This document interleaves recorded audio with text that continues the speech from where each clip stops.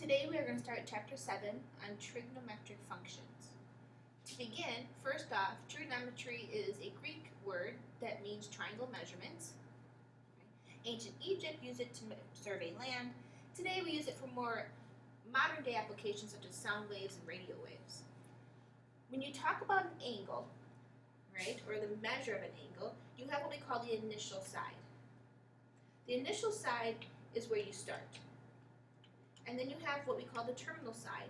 The terminal side is where you end.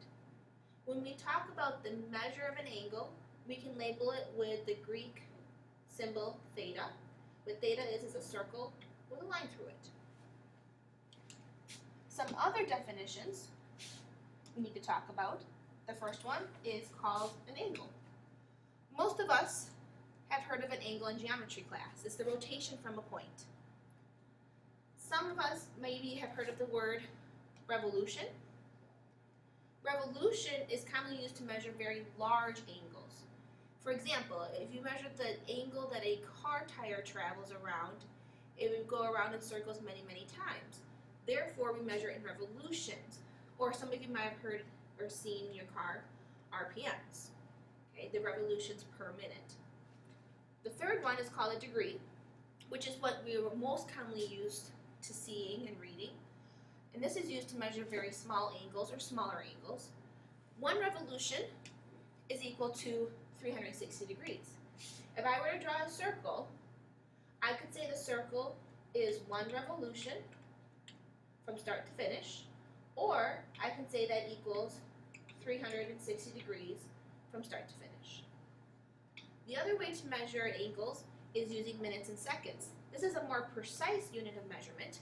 We know a degree is equal to 60 minutes, 1 minute is equal to 60 seconds, and therefore then 1 degree, if you take 60 times 60, is equal to 3,600 seconds. What now we're going to try as an example, we're going to convert to decimal degrees. Right now, I have minutes and seconds given to me, and I'm going to get a decimal degree.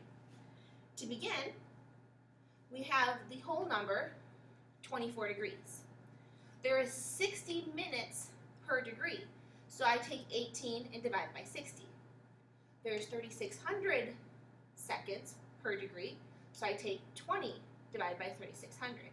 If I add these together, I will get the decimal, 24 degrees, 24.305 degrees. The next example, we are given a decimal degree, and we can convert it to degrees, minutes, and seconds, or abbreviated DMS. To do so, you start off with your whole number, 19 degrees. Then I take my decimal, 0.7, and I times that by 60, because there's 60 minutes per degree. If I take 0.7 times 60, I get 42, and then I have 19 degrees and 42 minutes as my answer. So, to remember, you always want to multiply the decimal by 60. The next definition that we need to talk about is a central angle. What a central angle is, it's an angle that starts from the center of a circle. So in this example, angle NPM is a central angle. It starts from the center P of the circle. The other definition we have here is called an arc. An arc is a term commonly used in geometry class. The arc is from N to M. It's what is intercepted by the angle that's from the center of the circle. Another definition, and this one that you might not have seen before, it's called a radian measurement. A radian measurement is another way to describe the rotation around a circle.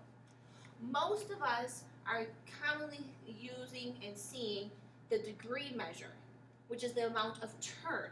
So, from a circle standpoint, from the initial side to the terminal side, I can measure that angle in a degree. For example, 20 degrees, 25 degrees, 32 degrees. What we have not seen before is what we call a radian measurement. A radian measurement is how we describe the rotation around a circle and its length. So instead of talking about the degree, I can talk about how much I'm turning around the circle in comparison to the length. Some symbols we need to know. First off is S is considered the arc length, R represents a radius, and theta is the angle measurement in radians.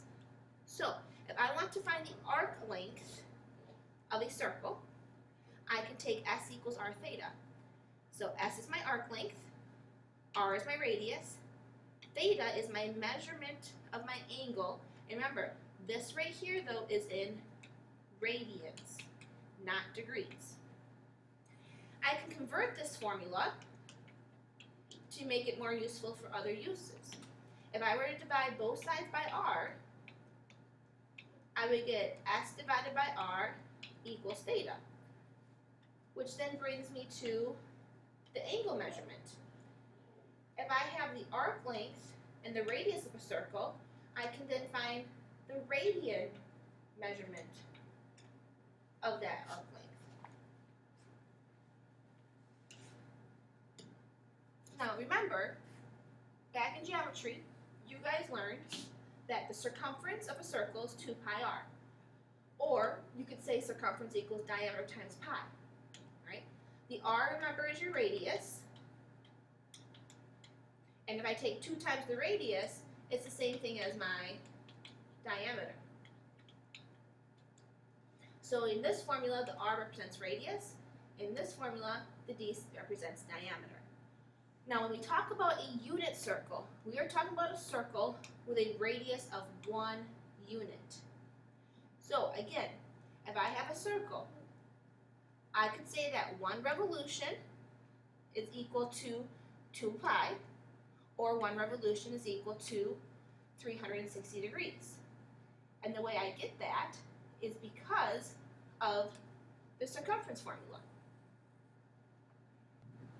We know that the circumference is 2 pi times the radius. But if my unit is 1, the circumference is equal to 2 pi times 1, which is just 2 pi. So the circumference is 2 pi, but we also know that the circumference of a circle, the total distance on the outside, is 360 degrees. So that's how we know that 360 is equal to 2 pi. So a conversion factor, we know that 2 pi radians is equal to 360 degrees based on the circumference formula. If I divide both sides by 2, I get pi radians, so 1 pi is equal to 180 degrees. Using these conversion factors, I can convert radians to degrees, or I can convert degrees to radians. And that brings us then to the next example. For this example 3, we are going to convert 190 degrees to radians. To do so, I'm going to multiply it by pi over 180. Now in the directions, it does not say leaving anything in terms of pi, so I can get a decimal. If I multiply 190 times pi and divide by 180, I get 3.31 radians. Right? What happens is the degree symbol on the 190 and the degrees on the 180 cancel. And I'm left with a radian measurement. Now, you do not have to label radians because it is assumed if you do not put a degree symbol on your answer, then you are talking about a radian measurement. For example 4, we're going to take 240 degrees, convert it to radians. This says leave in terms of pi, which means no decimal. So if I multiply this by pi over 180, I will get 240 pi over 180. And once again, my degrees cancel. But I can reduce this fraction. 240 over 180 reduces to 4/3, so I have 4 pi over 3. And there's my radian measurement. And again, it says leave in terms of pi, no decimal. So I do not want a decimal for this problem. The next example, it says convert 2.6 radians to degrees. So to convert radians to degrees, I times that by 180 over pi. And again, it does not say to leave in terms of pi, so I can get a decimal. And being that I'm starting with a decimal, I know my answer will be a decimal in the end. If I multiply this together, 2.6 times 180 divided by pi, I get 149 degrees. Right? When plugging this into your calculator, make sure you use the pi key. Do not shorten it to 3.14. Use the pi key. For example 6, we are going to convert 4.3 radians to DMS. Remember, this is degrees, minutes, and seconds. So to start off with, to convert to degrees, I'm going to take 180 over pi. This will give me at the decimal 246.37 degrees. Now this is a decimal degree. This is my whole number, and then I have my decimal. But I want to convert my decimal to minutes and seconds. So I take my 0.37 times that by 60. This gives me 22.2. The 22 is my minutes. To get my seconds, I take the last part of that decimal, 0.2, times that by 60 again. That gives me then 12 seconds. To put this all together, I now have 246 degrees, 22 minutes, and 12 seconds. And there's my DMS, my degrees, minutes, and seconds. The next thing we're going to talk about is commonly used measurements. We know that 360 degrees is equal to 2 pi. If I divide that by 2, then I can get 180 is equal to just pi. Then if I divide that by 2 again, that would give me 90, which is 180 divided by 2, and then pi over 2, which is pi divided by 2. This is the next commonly used measurement. And then we have 45 is equal to pi over 4. Again, I'm dividing by 2. If I divide 90 by 1/3, or 2/3 of that, that'd be 60, which is pi over 3. And then we have 30, half of 60, and pi over 6, which is half of pi over 3. These are the most commonly used measurements in a unit radius of 1. Standard position. What standard position is when the vertex is at the origin, which is your center, 0, 0, and the initial ray, which is your starting point, it starts on the positive x-axis.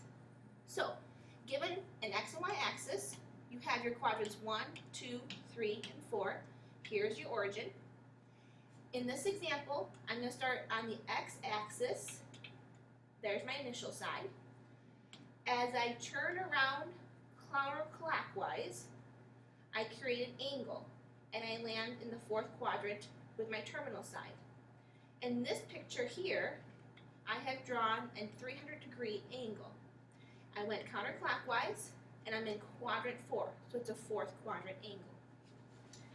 For example 7, it wants us to draw an angle that's negative 2 pi over 3 radians. I know this is a radian measurement because there's no degree symbol. Now, the negative sign tells me I'm going to go clockwise. Okay? So clockwise is a negative degree, or a negative radian. So therefore, starting on my initial side, right, I'm going to go in this direction. Now, we are not very familiar with radian measurements, so what we can do here is we can convert negative 2 pi over 3 into degrees by timesing it by 180 over pi. If I do so, the pi's cancel. The 3 and 180 can reduce to 1 and 60, and negative 2 times 60 is equal to negative 120 degrees. So now I know I need to go 120 degrees clockwise. Well, a quarter of the way is 90. If I go 30 more degrees, I will be then at 120 degrees. And then therefore I have a 3rd quadrant angle.